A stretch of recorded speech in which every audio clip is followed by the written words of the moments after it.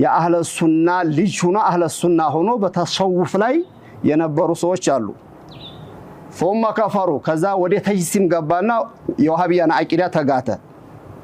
ثم آمنوا በተለያየ ምክንያት ደግሞ አቂደተ ተንዚህን ተማሩና ወደ አህለ ሱናው መጡ። ደግሞ እንግዲህ አይሁዶች አንድ መገለጫቸው ምን እንደሆነ አላህ በቁርአን ይነግረናል አይደል? يحرفون الكلمة عن مواضعه የአላህ ሱብሓነሁ ወተዓላ ንግግር ከቦታው ይቀይሩታል።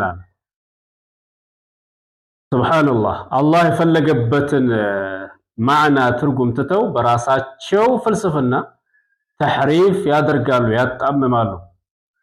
የአህባሾችም አንዱ መገለጫቸው እንግዲህ ይሄንን ሰውዬ እንደሰማችሁት የትኛውም ተፍሲር ኪታቦች ላይ ስለ ተጅሲም ስለ ወሃቢያ የሚያወራ ተፍሲር አይደለም። የትኛውም ተፍሲር ላይ እንዳለ ትርጉም አታገኙ።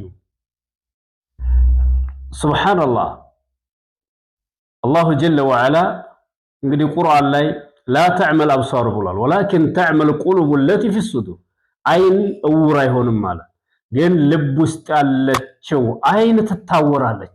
እሷ ከታወረች አንዳንድ ጊዜ ውሸቱን እውነት እውነቱን ውሸት የማስመሰል ብቃት ያላቸው ሰዎች አሉ። ኢነ ሚነል በያን ለሲህር ከማ ቃል ነብዩ ሰለላሁ ዐለይሂ ወሰለም ንግግር ከማሳመር ድግምት አለ ይላሉ። አሁንም ይሄ ተከታዮቹ ጋር ልክ እንደ ፊርዓውን አጃቢዎቻቸው ላይ ድግምት እየሰራባቸው ነው ያለው። ድግምት የንግግር ድግምት ማለት ነው።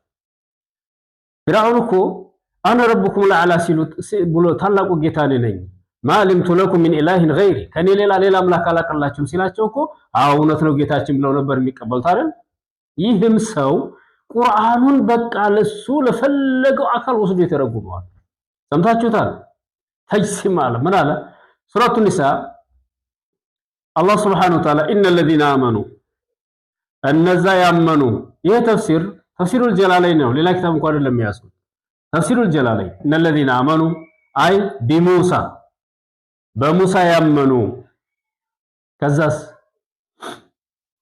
ثم وهم اليهود እነዚህ በሙሳ ያመኑት እነማን ናቸው? አመኑ የተባሉት አይሁዶች ናቸው።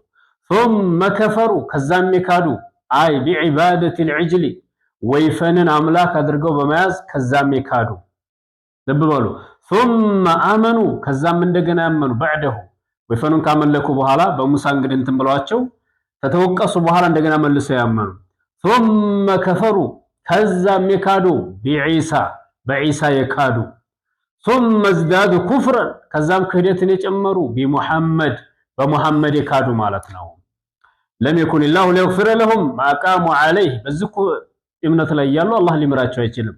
ولا ليهديهم سبيلا طريقا الى الحق ወደ እውነተኛው መንገድ አላህ አይመራቸው ማለት። ይሄንን የቁርአን አንቀጽ አሁን እንግዲህ ትርጉሙ አሁን ባስቀመጥኩላችሁ መሰረት ነው። እሱ ምን አለ? ተጅሲም ከተጅሲም ወደ ምናምን ሱብሃንአላህ። ይሄ እንደዚህ በጫት የሰከረ ሰው በጫት ሲሰክር ሰው እንደዚህ ነው። ከሰከረ በኋላ ደግሞ ቀጥታ ወደ ተፍሲር ገባለሁ ካለ መስመር ይስታል። ምክንያቱም ስካር ነው። ልክ አላህ ሱብሓነሁ ወተዓላ ሰክራችሁ ሶላት አትቅረቡ እንዳለው ሁሉ በጫት የሰከረ ሰው የሚናገረውን አያውቅም። ለማያውቁ ሰዎች ይሄንን እውነት ነው ብሎ ነው የሚቀበሉት አሉ። እጅግ መንጋለ ከኋላ ይሄንን የኛ ሼክ ማሻአላህ ጀግናው ሙፍቲው የሚለው ሰው እጅግ ነው ደግሞ በዚሁ ልክ ማለት ነው። ስለዚህ እንደዚህ ቁርአንን እያጣመሙ ላልሆነ ዓላማ መጠቀም የመጅሊስ ወንበር እንደው አልተገኘም። ምን ይደረግ እንግዲህ አዕዘመ አላሁ አጅረኩም ወአሕሰነ ዐዛኩም።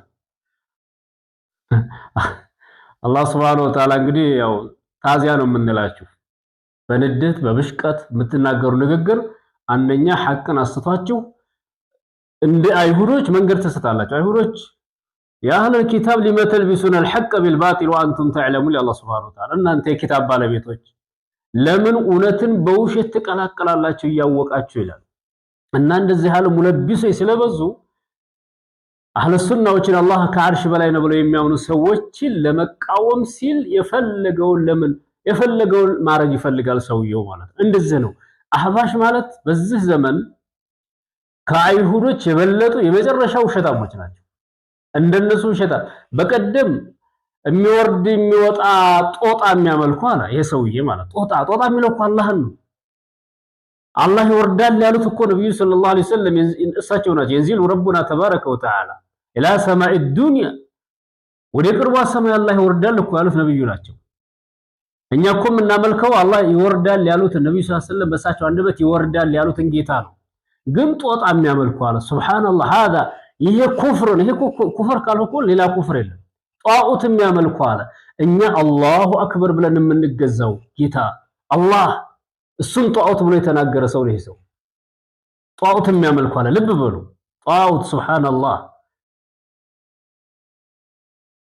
ከቡረት ከሊመተን ተخرج من افواههم እየቁሉነ ኢላ ከዚባ ከመላሳቸው ካፋቸው የምትወጣው ንግግር ከበደች አለ። ቆሻሻ ነው የሚናገሩት ውሸትን እንጂ ሌላ አይናገሩም ብሎ አላህ ስለ ካፊሮች ሲናገር ይሄን የነሱን የወረሱ ሰዎች አተዋሰው ቢሂ በልሁም ቀውሙን ጧጉን አደራ ተባብለዋል እንዴ ያለ እነዚህ የሽርክ ሰዎች የኩፍር ሰዎች አደራ ተባብለዋል እንዴ በዚህ እምነት ላይ አይደለም ጠማማዎች ስለሆኑ ነው። አላህ Subhanahu Wa Ta'ala የጠማማዎች መንገድ አንድ ነው። ኢላየውል ቂያማ ደግሞ ሐቅና እውነትና ውሸት እንደዚህ ተጋፍጠው ጎን ለጎን ግብግብ ይቀጥላል ማለት ነው።